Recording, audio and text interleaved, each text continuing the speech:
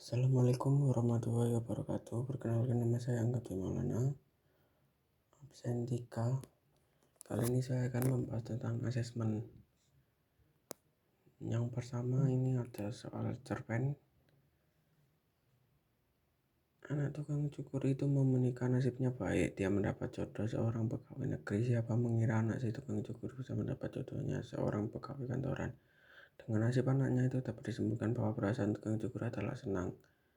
Alasannya karena kalimat nasib baiknya dan ungkapan siapa mengira di dalam teks menunjukkan rasa syukur dan kebahagiaan seorang tua tukang cukur ketika anaknya mendapat jodoh seorang pegawai kantoran yang mapan, sehingga perasaan yang paling tepat untuk menggambarkan situasi tersebut adalah senang. Cerpen soal kedua.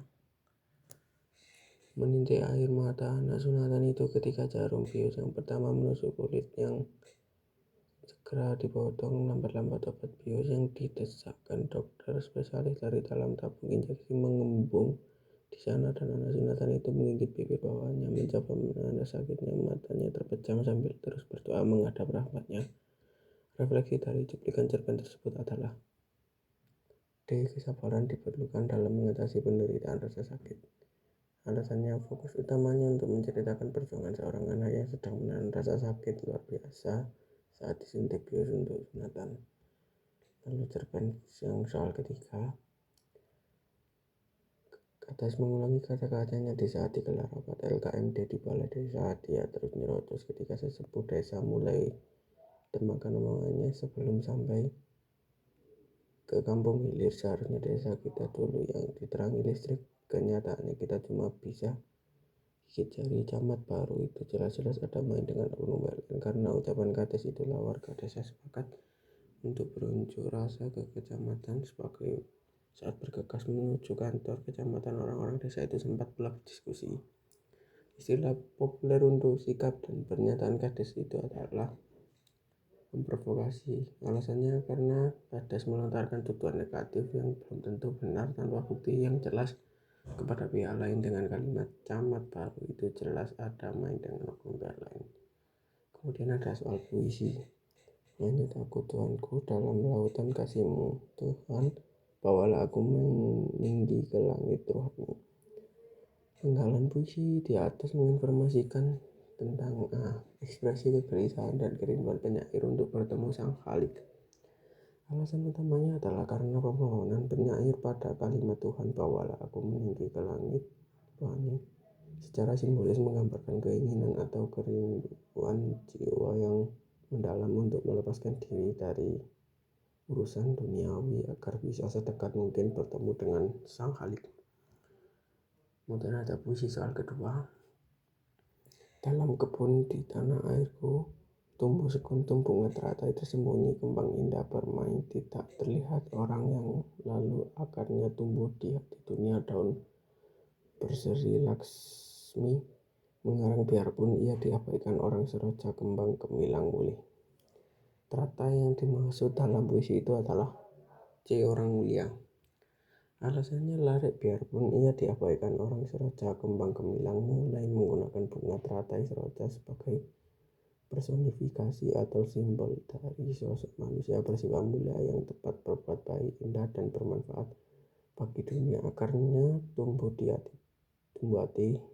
hati dunia, meskipun keberadaannya seringkali tidak dipedulikan atau diabaikan oleh orang-orang di sekitarnya. Kemudian ada puisi soal ketiga. Puisi ini tentang Diponegoro. Di masa pembangunan ini Tuhan hidup kembali dan para kagum jadi api. Di depan sekali Tuhan menanti tak gentar lawan, banyaknya 100 kali pedang di kanan, keris di kiri, berselempang semangat yang tidak bisa mati. Sosok Diponegoro yang dimaksudkan dalam puisi di atas adalah pahlawan B. Alasannya larik tak gentar lawan, banyaknya 100 kali, serta berselempang semangat yang tidak bisa mati. Secara jelas menggambarkan kekaguman penyair terhadap keberanian luar biasa, kegigihan dan jasa besar Pangeran Diponegoro dalam memimpin pertempuran, yang merupakan ciri utama dari sosok pahlawan. Kemudian ada soal drama. Soal pertama, perbincangan di dalam drama tersebut terjadi di C. Berkuburan. Alasannya, di dalam dialog tersebut tokoh istri secara eksplisit menyebut kata nisan dalam kalimat pakarnya memang terlalu rapat ke nisan. Tidak ada tempat mengaruhi di mana batu nisan merupakan penanda atau ciri khas utama yang berada di tempat berkuburan atau makam. Kemudian ada drama soal kedua tentang Cecep dan Akam. Penuturan tokoh Cecep mengandung ungkapan menyindir. Biasanya tokoh Cecep sengaja menggunakan perumpamaan sarkas tentang rokok tidak halal yang dikaitkan kembali dengan ucapan masa lalu Hakam melalui kalimat, bukankah engkau sering mengatakan cara kerjaku mendapat uang cara yang tidak halal, di mana ingatan tersebut diungkit kembali untuk memojokkan atau menyindir balik tuduhan dari Hakam secara tidak langsung. Kemudian di sini ada drama soal yang ketiga, ada Alam, Asep, sama Dodo. Dialog tersebut memberikan pelajaran bahwa B tidak boleh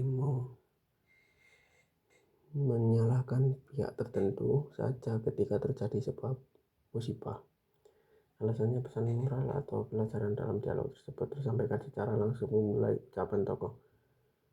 Jangan sopir saja yang dipersalahkan, lihat juga kondisinya, yang kemudian didukung oleh Dodo mengenai faktor jalan yang licin, sehingga menegaskan bahwa kita tidak boleh terburu-buru menghakimi atau menyalahkan satu pihak saja, dalam hal ini sopir, saat suatu musibah kecelakaan terjadi. Sekian, terima kasih.